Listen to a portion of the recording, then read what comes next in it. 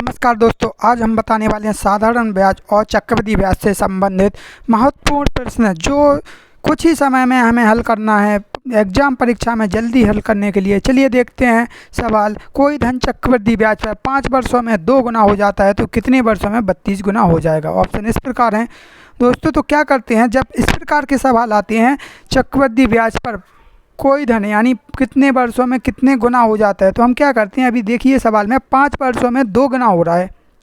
5 वर्षों में कितना गुना हो रहा है, 2 गुना। कितने वर्षों में 32 गुना हो जाएगा, तो हमें वर्ष बताने हैं और 32 गुना हो जाएगा कितने वर्षों में, यह हमें बताना है। तो देखिए 2 गुना हो रहा है 5 वर्षों में। अब 2 गुना हो रहा है दोस्तों, तो 2 का हमें जब तक पहाड़ा पढ़ना है जब तक 32 ना आ जाए। यानी चलिए देखते हैं किस प्रकार पढ़ेंगे हम। 2 का पहाड़ा 2 दूनी 4, 4 दूनी 8, 8 दूनी 16, 16 दूनी 32। यानी हमने कितनी बार पढ़ा, 1 2 3 4 और 5, यानी 5 बार 2 आया। 32 आने पर हमारा कितना आया, 5 बार 2। तो जितनी बार आया है दोस्तों उतना हम वर्ष में गुणा कर देंगे। यदि 5 वर्षों में 2 गुना था तो 5 वर्ष में हम 5 का गुणा कर देंगे। जितनी बार गुणा हमारा 32 पर आने पर हुआ है तो उसको हम 5 से गुणा कर देंगे। वर्ष में हमें गुणा करना है और अपने गुणा को बनाने के लिए तो हमारा उत्तर क्या हो जाएगा, 25 वर्ष। यानी 25 वर्ष में हमारी राशि 32 गुना हो जाएगी। चलिए देखते हैं नेक्स्ट सवाल। कोई धन चक्रवृद्धि ब्याज पर 15 वर्षों में 2 गुना हो जाता है तो कितने वर्षों में 8 गुना हो जाएगा। देखिए अब 15 वर्षों में 2 गुना हो रहा है, सेम वही कंडीशन, 15 वर्षों में 2 गुना। अब 2 का हमें तब तक पहाड़ा पढ़ना है जब तक हमारा 8 गुना ना हो जाए। यानी गुणनखंड जब तक करना है उसकी गुणा 2 दूनी 4 दूनी 8, 8 हो गया, 2 एकम 2, 2 दूनी 4, 4 दूनी 8। यानी हमने 2 का कितनी बार उपयोग किया, 3 बार, 1 2 और 3। तो वर्ष में हम 3 का गुणा करेंगे। वर्ष में हम क्या करेंगे, 3 का गुणा। तो 15 × 45, यानी 45 वर्ष में हमारी राशि 8 गुना हो जाएगी। ठीक है दोस्तों, चलिए इस प्रकार हम सवालों को जल्द ही हल कर लेते हैं, कोई भी सवाल हो किसी प्रकार का। चलिए देखते हैं नेक्स्ट सवाल। किसी राशि का 2 वर्ष का साधारण ब्याज और चक्रवृद्धि ब्याज का अंतर 75 रुपये है। यदि वार्षिक ब्याज की दर 10% हो तो धन क्या है। तो दोस्तों हमने पिछली वीडियो में बताया था, जब 2 वर्ष का साधारण ब्याज और चक्रवृद्धि ब्याज का अंतर दिया हो या पूछा जाए तो हमने एक फॉर्मूला बताया था। जब भी 2 वर्ष की बात की जाए, जब भी 2 वर्ष की बात की जाए तो हम क्या करते हैं, साधारण ब्याज और चक्रवृद्धि ब्याज का जो अंतर है, अंतर बराबर, सूत्र हमने बताया था चक्रवृद्धि ब्याज माइनस साधारण ब्याज, या वो उसको अंतर भी लिख सकते हैं, या चक्रवृद्धि ब्याज माइनस साधारण ब्याज, या उसको घटा के अंतर भी लिख सकते हैं, बराबर मूलधन और ब्रैकेट में दर बटे 100 की पावर 2। 2 वर्ष का पूछे तो हमें पावर 2 ही लगाना है हमेशा, यह हमें हमेशा याद रखना है। तो चक्रवृद्धि ब्याज माइनस साधारण ब्याज बराबर मूलधन गुणे दर बटे 100 की पावर 2। चलिए देखते हैं इस सवाल में। अब इसका अंतर हमें अगर नहीं दिया हो तो हम घटा के निकाल लेंगे, और यदि दिया है तो हम डायरेक्ट अंतर रखेंगे सवाल में। तो अंतर देखो दोस्तों, हमें दिया है साधारण ब्याज और चक्रवृद्धि ब्याज, इसका अंतर हमें कितना दिया है, 75 रुपये। तो दोस्तों 75 रुपये हमें दिया है। यदि वार्षिक ब्याज की दर दी है 10%, तो अंतर की जगह 75, मूलधन हमें ज्ञात करना है, मूलधन की जगह मूलधन मान लीजिए, P मान लीजिए, दर की जगह हमें 10% दिया है, बटे में 100 ओ की पावर 2।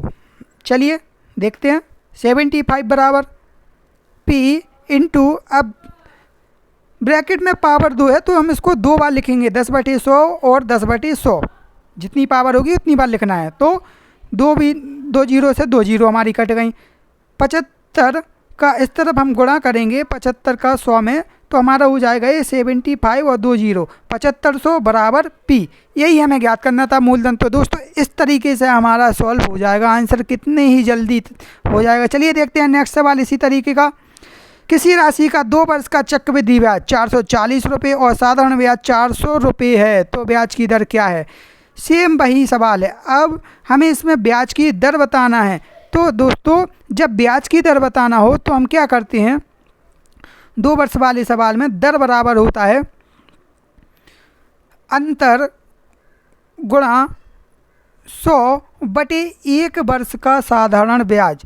1 वर्ष का साधारण ब्याज यहाँ पे हमें रखना पड़ेगा, यह हमें निकालना पड़ेगा 1 वर्ष का साधारण ब्याज। ठीक है, तो क्या करते हैं दोस्तों, दर हमें ज्ञात करनी है, 2 वर्ष का सूत्र लगाना है। चलिए देखते हैं किस प्रकार करेंगे। अब अंतर हमें दिया है 440 चक्रवृद्धि ब्याज है, साधारण ब्याज कितना है 400, तो 40 × 100 और 1 वर्ष का साधारण ब्याज।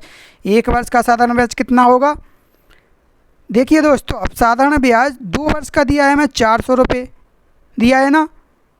अब हमें 1 वर्ष का रखना है, तो 2 वर्ष का साधारण ब्याज 400 रुपये, तो 1 वर्ष का कितना हुआ 200 रुपये।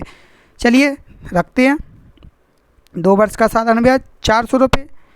तो यह हमें हमेशा फार्मूला में रखना पड़ेगा, 1 वर्ष का हमें साधारण ब्याज रखना है। चलिए, तो हमें 200 रुपये हम रखेंगे यहाँ पे, 40 × 100 और बटे 200। ठीक है, 2 0 से 2 0 कैंसिल, 2 दूनी 4 और यहाँ पे आ गया 20%। तो इस प्रकार दोस्तों कितने ही मिनटों में हमारा हल हो चुका है। तो चलिए देखते हैं इस प्रकार का अगला सवाल। किसी धनराशि का 2 वर्ष का साधारण ब्याज 900 रुपये और चक्रवृद्धि ब्याज 954 रुपये हो तो ब्याज की दर क्या होगी।